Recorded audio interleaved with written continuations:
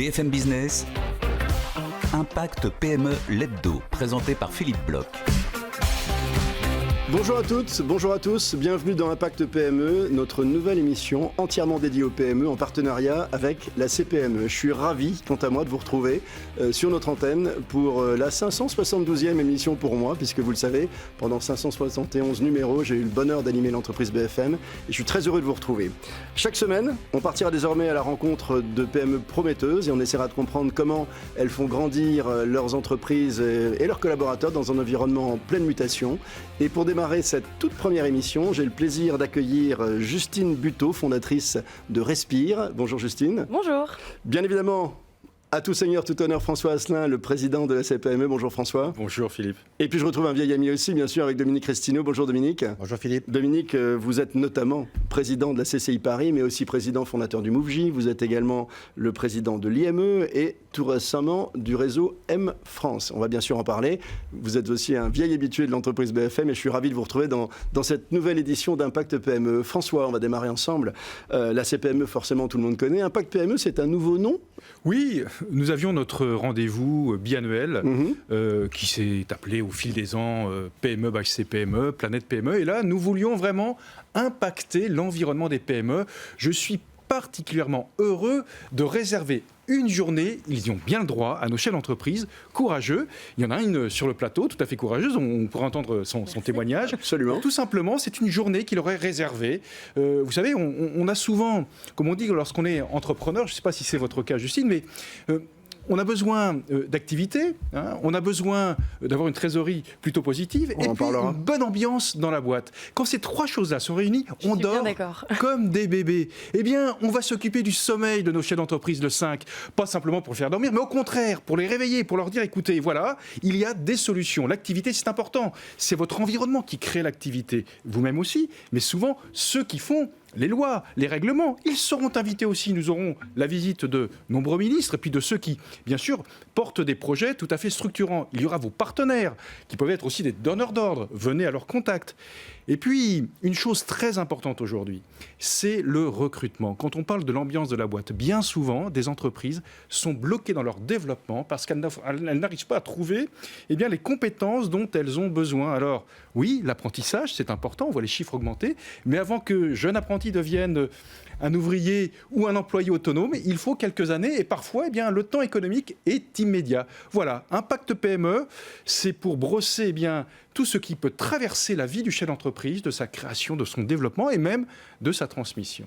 Quand vous dites on dort comme un bébé, j'espère que c'est pas on dort une heure, on pleure une heure. Parce qu'effectivement, c'est la blague classique, vous la connaissiez. Tous les bébés ne sont pas égaux au niveau du sommeil. Parfois, l'entrepreneur, il pleure aussi un petit peu. Alors, cette journée, ce sera en fait le 5 novembre, au Conseil économique et social. Oui. C'est en fait une partie d'un élément, puisque c'est en fait Impact PME, c'est en fait un événement un peu atypique, parce que c'est une association, en fait, BFM Business et CPME, où il y a à la fois des émissions, on en est la première, on va recevoir effectivement des entrepreneurs, des experts, en amont de cet événement.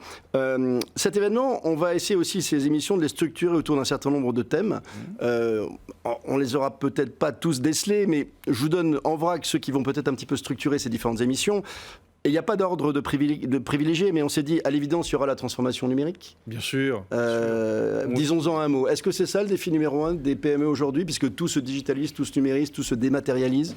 C'est un des défis. Ils sont très nombreux. Quand je parle du management, le management est lié aussi à la transition numérique. C'est-à-dire qu'on a besoin de compétences aujourd'hui dont on n'avait pas besoin hier. Et en même temps, il faut emmener nos collaborateurs vers ces transitions numériques. Ça peut être votre manière de produire qui va fortement évoluer avec l'arrivée de la robotisation qui se miniaturise. Avant, c'était réservé souvent pour la grande entreprise, la grande industrie.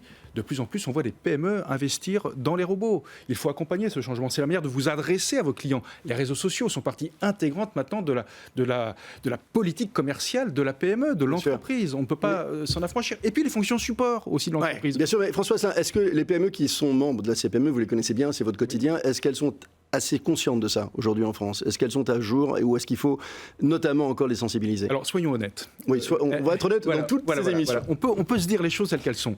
Bien évidemment, il y a beaucoup de disparités. Il y en a, et d'ailleurs, ce qui est très étonnant, ça n'a rien à voir avec la taille de l'entreprise.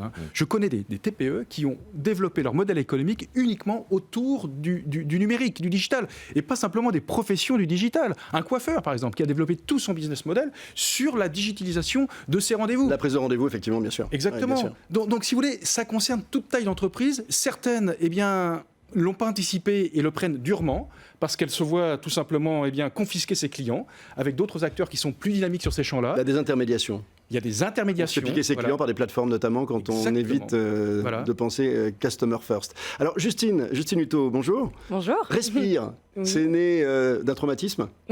C'est un léger traumatisme. D'une histoire personnelle. Donc de mon histoire personnelle, quand on m'a détecté une tumeur bénigne à la poitrine, sous l'aisselle droite, début 2018. Et là, ça a remis en question dans ma tête tous les produits d'hygiène que je mets sur mon corps au quotidien. Dont les déodorants. Dont les déodorants, qui contiennent beaucoup d'ingrédients nocifs, controversés, notamment l'aluminium, dont de plus en plus de personnes parlent. Vous étiez déjà posé la question avant cet événement? Pas vraiment. Non. Pas vraiment. Je l'avais en tête, mais je m'étais jamais dit que le déodorant que je mettais était un mauvais déodorant. Alors Respire, justement, c'est une marque de déodorant. Alors j'avais noté les différents mots que vous utilisez. C'est un déodorant naturel. Alors il y a plein de choses, oui. C'est sain pour le corps, c'est efficace, c'est respectueux de l'environnement, c'est naturel, c'est fait en France, c'est vegan et recyclable. C'est ça. On est furieusement tendance. On coche tout. Mais alors comment est-ce qu'on passe de cet épisode en fait à une entreprise Respire qui a maintenant un peu plus d'1 an et qui a donné ses premiers produits qu'on voit d'ailleurs devant vous il y a quelques mois seulement? Exactement, on les a distribués pour la première fois au mois de mai. Alors quand j'ai eu ce déclic-là début 2018, la première chose que j'ai fait déjà, donc je me suis dit, ce déodorant naturel et efficace, je n'arrive pas à le trouver, j'ai plus confiance dans les déodorants, alors je vais le créer. Donc la première chose que j'ai fait, c'est rencontrer des laboratoires, des docteurs en pharmacie pour essayer de comprendre comment on formule un déodorant naturel. Oui, parce que vous n'y connaissez rien. Je n'y connaissais rien, et en fait j'ai travaillé avec Véronique, qui est docteur en pharmacie. Ah oui. Il y avait quand même la pro, il y avait quand même la docteur en pharmacie, Véronique. Exactement, la docteur en pharmacie, puisque je ne l'ai pas fait moi-même dans ma cuisine. Et donc Véronique, elle a son laboratoire qui est en Bretagne et qui m'a aidé à développer pendant quasiment 1 an. On est reparti de zéro ensemble pour développer cette formule. Ils mettent tous les actifs, les meilleurs actifs en fait, pour avoir cette formule idéale qui est la formule donc de déodorant naturel et efficace. Alors on va parler, vous verrez François tout à l'heure aussi, du financement, de la croissance. En l'occurrence, financement, le nouveau mode de financement crowdfunding, 21 000 commandes, records, qui ont été livrées récemment. C'est typiquement une entreprise qui n'aurait pas pu voir le jour sans Internet, votre entreprise. En tout cas, sans les réseaux sociaux et sans la digitalisation, parce que vous ne vendez que de cette façon-là, je crois. Alors aujourd'hui, on a un moyen de distribution qui est hybride. On distriibue à la fois sur notre site e-commerce respire.co, mais on distribue également chez Monoprix dans toute la France, chez Sephora depuis fin août. Monoprix qui a l'art de repérer les marques qui ont un avenir, notamment sur les jeunes marques. Monoprix m'ont contacté, ils m'ont dit on est le distributeur des pépites, donc il faut... Exactement, c'est leur positionnement. Donc chez Monoprix, chez Sephora, on est sur Birchbox aussi, et puis on est arrivé récemment chez Parashop. Si je vous donne 6 thèmes, transformation numérique, innovation, ça me permettra de les lister tous, développement international, est-ce que vous vendez à l'international déjà? Pas encore, on envoie depuis notre site internet, mais on n'a pas encore une stratégie vraiment internationale. RSE, responsabilité sociétale et environnementale, financement de la croissance et gestion des ressources humaines et management, qui seront en gros les thématiques qui vont un peu être le fil rouge de nos émissions. Quel est de ces thèmes celui qui vous occupe ou préoccupe le plus en tant qu'entrepreneur aujourd'hui d'une jeune entreprise prometteuse? J'ai envie de dire tous. Alors déjà, les RSE, ça fait partie intégrante de notre travail aujourd'hui avec les employés qu'on recrute, la team qu'on est en train de fonder, en fait, s'assurer que le bien-être en entreprise. Oui. Ensuite, tout ce qui est environnemental, c'est un questionnement qu'on a depuis le début. On est made in France, on essaye au maximum. Donc là, nos packagings sont recyclés et recyclables et on est déjà en train de travailler sur du refill, donc de la recharge de nos produits et même sur potentiellement du zéro déchet. Donc ça fait partie intégrante de notre stratégie de marque et puis pour essayer de créer des bons produits qui répondent au mieux aujourd'hui aux besoins des consommateurs. Et puis ensuite, il y a cette transition donc numérique digitale qui est le plus gros de Respire aujourd'hui. On est ultra présent sur les réseaux sociaux, on a dépensé 0 en marketing et c'est uniquement le digital qui nous a permis aujourd'hui de naître. Alors, on s'est posé la question, je crois que vous avez embauché aujourd'hui votre 11e salarié, il y a 11 personnes. On s'est posé la question, François, vous dites, mais je suis une start-up, et François dit non, c'est déjà une PME. En fait. Alors, c'est quoi la PME? Où est la limite, François, d'ailleurs, pour qu'on décrive un peu le spectre de notre émission? Start-up, c'est le vocabulaire, on va dire, actuel pour désigner une entreprise qui démarre, et surtout dans le domaine du digital. Pour autant, une entreprise reste tout le temps la même aventure. C'est avant tout une idée, un projet, porté par une personne, emblématique bien souvent, parce que quand elle a ce projet chevillé au corps, eh bien, elle y met tout ce qu'elle a. Et on le voit bien à travers vos propos que, Justine, vous y allez très fort. Il faut continuer. Et puis après, cette entreprise, cette start-up, eh bien, on ne souhaite qu'une chose, c'est qu'elle grandisse. Et lorsqu'elle commence à croître, eh bien là, évidemment, il faut commencer, entre guillemets, à s'occuper des autres paramètres liés au développement de l'entreprise. Le management, ça en fait partie. Le financement, très important. La logistique, lorsque les commandes sans doute affluent, lorsque ça afflue tout le temps même, la même semaine et qu'il faut livrer très rapidement, je suppose que d'un seul coup, ça va être un petit peu le coup de feu, un petit peu comme en cuisine. Voilà. Et bien tout ça, c'est la vie au quotidien du chef d'entreprise. Et mine de rien, c'est extrêmement complexe. Vous avez un métier de généraliste et en même temps, il faut être bon dans toutes les spécialités. C'est ça l'aventure entrepreneuriale. Avec parfois, évidemment, je parlais du sommeil des chefs d'entreprise, mais on a souvent les mêmes nuits. Elles sont courtes, mais bon, voilà, il faut qu'elles soient sereines.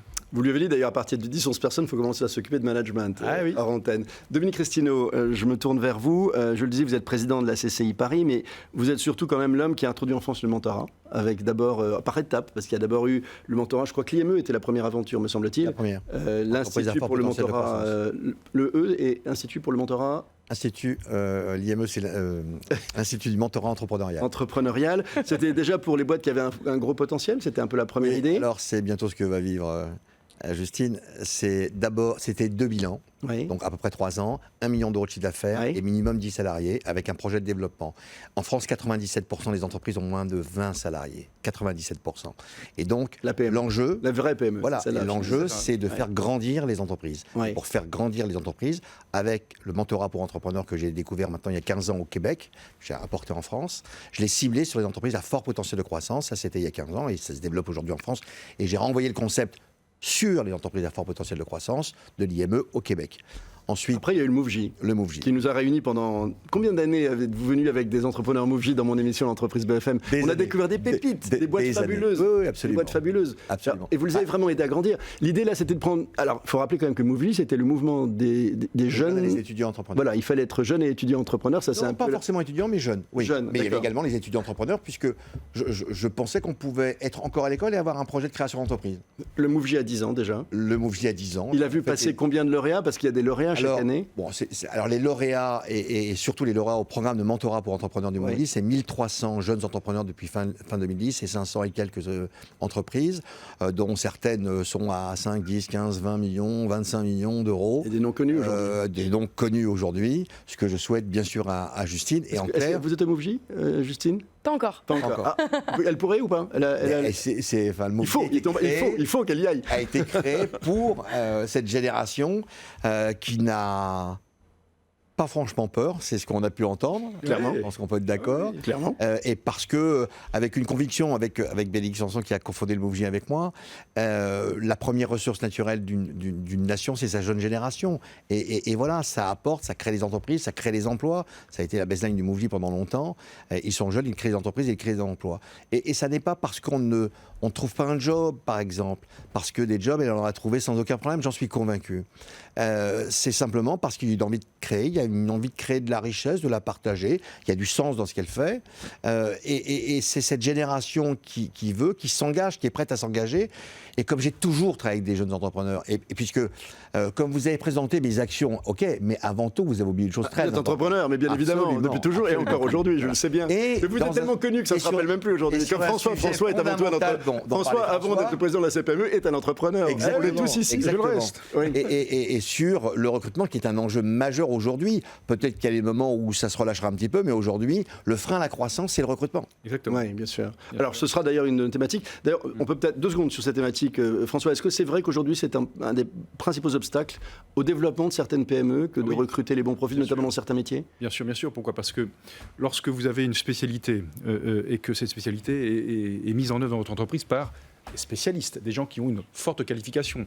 Lorsque vous développez votre activité grâce à la qualité de vos services ou de vos produits, eh bien vous avez besoin d'élargir ces spécialités et vous ne les trouvez pas immédiatement sur le marché de l'emploi. Donc, alors, je préfère entendre ça quelque part, mais c'est pas souhaitable, plutôt que je ne veux pas embaucher. On a basculé quand même. Il y a ça aussi aujourd'hui? Non, beaucoup moins. Pas trop.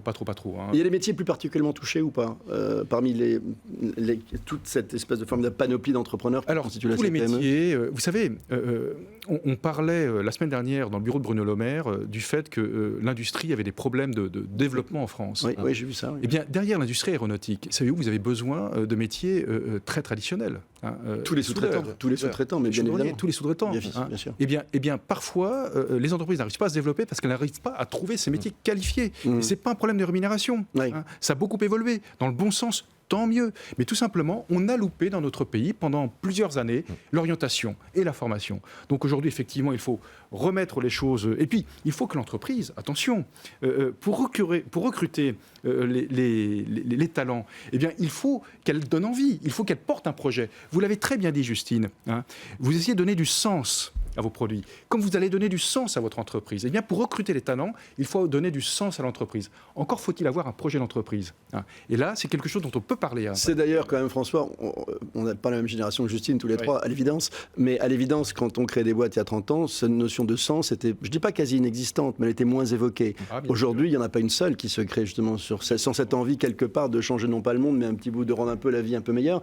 Est-ce que, effectivement, Justine, par rapport à votre aventure, avez-vous des problèmes de recrutement ou pas? Et quels seraient éventuellement les obstacles? Alors, autre question plutôt. Quels seront les obstacles au recrutement de Respire, de manière générale? Et puis après, on va venir bien sûr sur le réseau M France. Alors aujourd'hui, déjà, on a depuis le début essayé de se structurer rapidement. On est 2 cofondateurs, donc Thomas et moi. Et depuis le début. Cofondateur, c'est aussi un truc du moment. C'est ça. On est cofondateurs, on est 2. Il n'y a plus d'entrepreneurs solitaires. Très peu.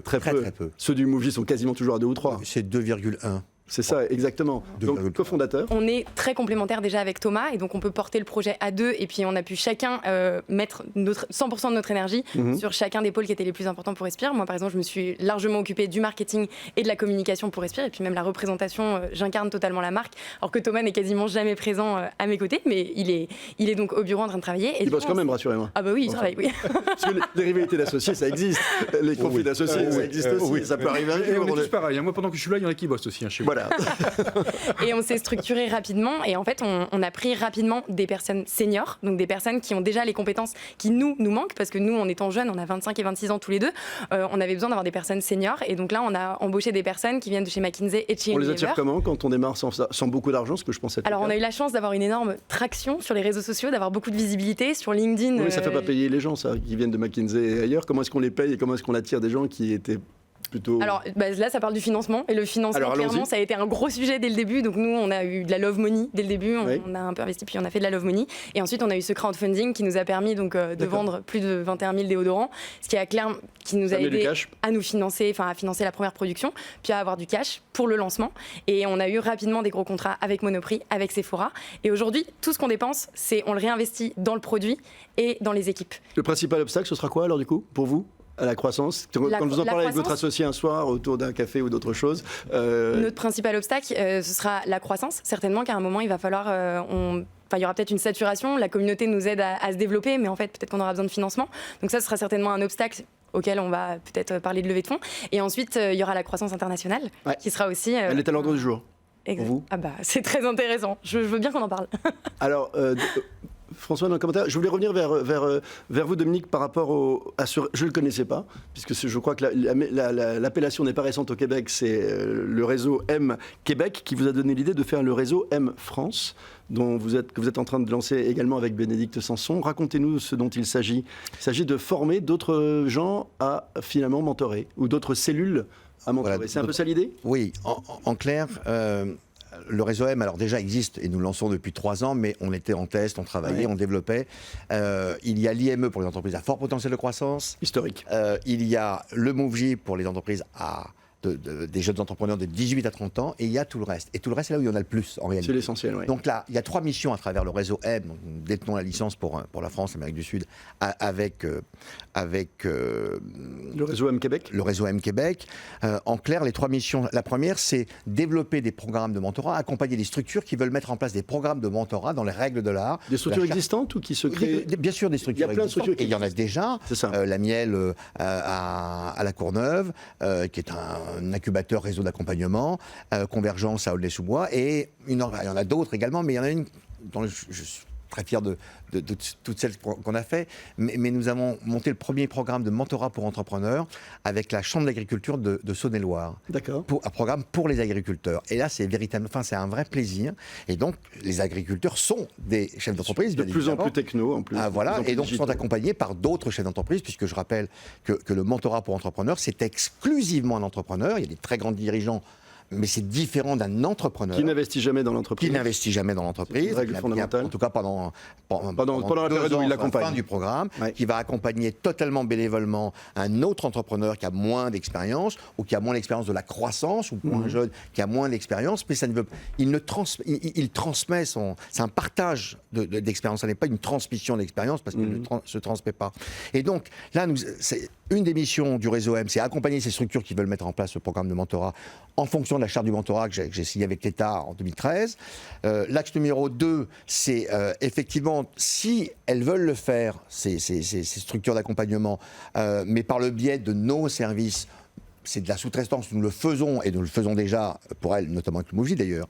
Et ensuite, partout où là, il y a le Mouv'J, nous allons y mettre également, pour lancer et tester tout le programme de mentorat, et pour que ce soit partout. Il y a les grandes villes, mais il n'y a pas que les grandes villes. Moi, ce que j'aime dans les PME, c'est qu'elles sont partout en France, partout dans notre territoire, et il n'y a pas que les grandes villes, même si, bien sûr, nous sommes, nous, déjà implantés dans les grandes villes. Donc, c'est ces 3 actions que nous menons, avec un chantier de développer, dans les 3 à 5 ans, jusqu'à 4000 mentors. 4000 c'est l'objectif. Contre combien aujourd'hui, si on résume Alors, sur les 3, j'ai envie de dire que nous sommes à peu près... Je veux mesurer l'ambition du projet. Et ceux qui sont avec nous, le Mouv'J et l'IME, on doit avoisiner, je pense à Bénédicte et à Fabrice Geffroy en ce moment, on doit être aux alentours de entre 650 et 700, 650. Donc on fait x5. Voilà. Objectif x5. Oui, mais je pense que c'est possible avec les réseaux d'accompagnement, avec les partenaires.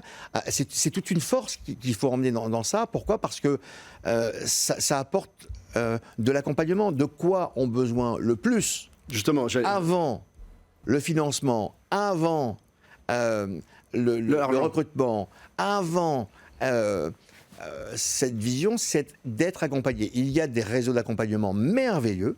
Voilà. Le mentorat n'est pas mieux que le reste.